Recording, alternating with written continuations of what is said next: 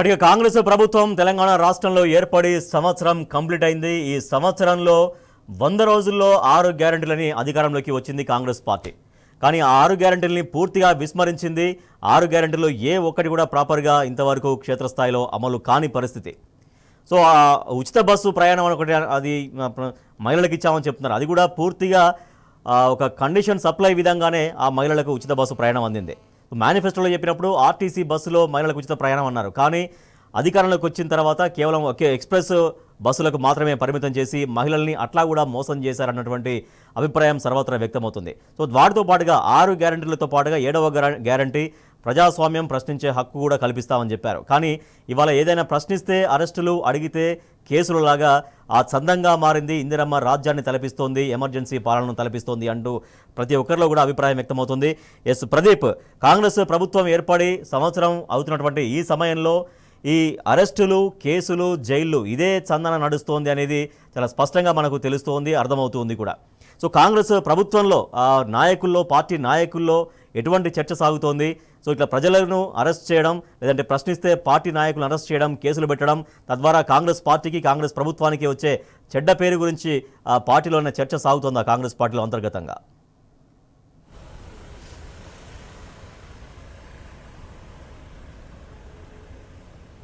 ఎన్నికల ముందు ఆనాడు పిసిసి అధ్యక్షుడిగా రేవంత్ రెడ్డి ముఖ్యంగా ప్రజాస్వామ్యం గురించి పెద్దగా మాట్లాడారు.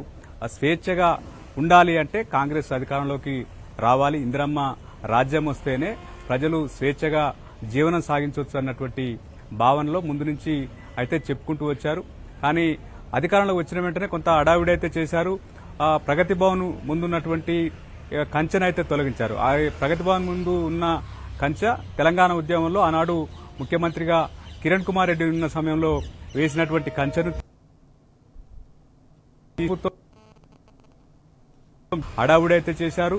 అటు ఇందిరా పార్క్ కు సంబంధించినటువంటి ధర్నాలు చేసుకోవచ్చని, స్వేచ్ఛగా చేసుకోవచ్చని కూడా చెప్పినటువంటి పరిస్థితి. కానీ మాటలు ఒక రకంగా ఉన్నాయి, చేతలకు వస్తే మరొక రకంగా ఉన్నటువంటి పరిస్థితి అయితే మనం చూస్తా ఉన్నాం. ముఖ్యమంత్రి ఎక్కడ జిల్లాల పర్యటనకు వెళ్లినా ముందస్తు కక్ష పార్టీలను పరిస్థితి ముందు నుంచి ఉంది. ఎందుకంటే ఎన్నికల ముందు 620కి సంబంధించినటువంటి ఒట్టులు సైతం పెట్టుకున్నటువంటి పరిస్థితి మనం చూస్తా ఉన్నాం. ముఖ్యంగా అనేక హామీలకు సంబంధించి మేము అధికారంలోకి రాగానే మేము ఏదైతే పెంచినటువంటి పథకాన్ని అమలు చేస్తాం. ముఖ్యంగా ఆసరా పెన్షన్ సంబంధించినటువంటి అంశం కావచ్చు, రైతు బంధు తెలంగాణ ప్రభుత్వం, బీఆర్ఎస్ ప్రభుత్వం ఇస్తుంది. రైతు భరోసా పేరుతో రైతు బంధు తెలంగాణ ప్రభుత్వం, బీఆర్ఎస్ ప్రభుత్వం ఇస్తుంది. రైతు భరోసా పేరుతో ఎకరానికి 15,000 ఇస్తాము. ముఖ్యంగా కౌలు రైతులకు ఇస్తాము. వ్యవసాయ పరిస్థితి కానీ అయిపోయిందని చెప్పి ప్రకటించినట్టు చేతులు తెలుసుకున్నటువంటి పరిస్థితి. ఈ నేపథ్యంలో పెద్ద ఎత్తున క్షేత్ర స్థాయిలో కాంగ్రెస్ ప్రభుత్వం పైన ఆనాడు చెప్పింది ఏంటి, ఇప్పుడు చేస్తున్నది ఏంటి అనేది ప్రజలు పెద్ద ఎత్తున నిలదీస్తున్నటువంటి పరిస్థితి. సోషల్ మీడియాలో వేదికగా ఏదైనా ప్రభుత్వానికి వ్యతిరేకంగా, ముఖ్యమంత్రి వ్యతిరేకంగా పోస్ట్ పెడితే అరెస్ట్ అయ్యే పరిస్థితి అయితే మనం చూస్తా ఉన్నాం. ఈ నేపథ్యంలో పెద్ద ఎత్తున చెప్తారు, ఆ రోజు చెప్పింది ఏంటి, ఇప్పుడు చేస్తున్నది ఏంటి. ఈ ప్రభావం అంతా పార్టీ పైన పడేటువంటి అవకాశం ఉంది. ఎందుకంటే ఎన్నికలు ఎప్పుడు వచ్చినా కాంగ్రెస్ పై ఉన్నటువంటి వ్యతిరేకతను ఓటు రూపంలో ప్రజలు తీసుకునేటువంటి అవకాశం ఉంది. ముఖ్యంగా ఏదైతే లోకల్ బాడీ ఎన్నికల్లో ప్రభావం తీవ్రంగా, ఈ ప్రభావం అంతా లోకల్ బాడీ ఎలక్షన్ పై పడుతుంది అన్నటువంటి చర్చ క్షేత్రస్థాయిలో, ఈ ప్రభావం అంతా లోకల్ బాడీ ఎలక్షన్ పై పడుతుంది అన్నటువంటి చర్చ క్షేత్రస్థాయిలో కనిపిస్తా ఉంది. ఎన్ని డబ్బులు ఖర్చు పెట్టినా కాంగ్రెస్ పార్టీ క్షేత్రస్థాయిలో కార్యకర్తలు మాట్లాడుకున్నటువంటి పరిస్థితి. ఎందుకంటే ఎన్నికల ముందు చెప్పినటువంటి మాటలు ఒకటైతే ఇప్పుడు చేస్తున్నది ఒకటి. గతంలో ఇచ్చినటువంటి సంక్షేమ పథకాలు అమలు చేసుకుంటూ ఇప్పుడు ఇచ్చినటువంటి 6 గ్యారెంటీలను అవి అమలు చేస్తే కాంగ్రెస్ ప్రభుత్వానికి బలంగా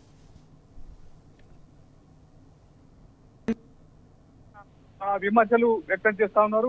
ఏదైతే కాంగ్రెస్ వచ్చి మా ఇండ్లను కూల్చివేస్తుంది, అది కూల్చివేతల ప్రభుత్వం అని చెప్తున్నటువంటి సందర్భంలో ఒక గతంలో కార్పొరేటర్ గా పోటీ చేసినటువంటి వ్యక్తి మాట్లాడినటువంటి మాటలు, ఆ రోజు మేము ఏదైతే పార్టీ గెలవదని తెలిసినప్పటికీ పార్టీ బీఫామ్ పై పోటీ చేయాలని ఉద్దేశంతో ఆ రోజు పోటీ చేశాం. కానీ ఈ రోజు పార్టీ ఫండ్ వస్తుంది, పోటీ చేయాలని ఆశించినప్పటికీ హైడ్రా, అదేవిధంగా మూసివట్టి అంశాలతో గెలిచే పరిస్థితి లేదు, ఇప్పుడు పోటీ చేసినా ప్రయోజనం లేదన్నటువంటి ఆవేదనను ఒక కాంగ్రెస్ కార్యకర్త హైదరాబాద్ సంబంధించినటువంటి నాయకుడు చెప్పుకుంటున్నటువంటి ఇలా పరిస్థితి క్షేత్ర స్థాయిలో అటు గ్రామీణ ప్రాంతాల్లో రైతులంతా కాంగ్రెస్ నాయకుడు చెప్పుకుంటున్నటువంటి ఇలా పరిస్థితి క్షేత్రస్థాయిలో అటు గ్రామీణ ప్రాంతాల్లో రైతులంతా కాంగ్రెస్ వ్యతిరేకంగా ఉన్నారు.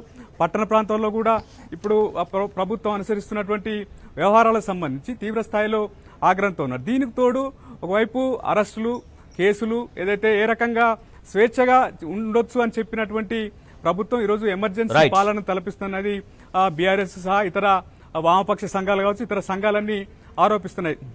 మొత్తానికి Yes. ఏదేమైనా కొంత ఆచితూచి వ్యవహరించాల్సినటువంటి అవసరం ఉంది. ప్రజల నుంచి వచ్చేటువంటి ఫీడ్బ్యాక్ ను తీసుకొని రైట్ ప్రదీప్, మళ్ళీ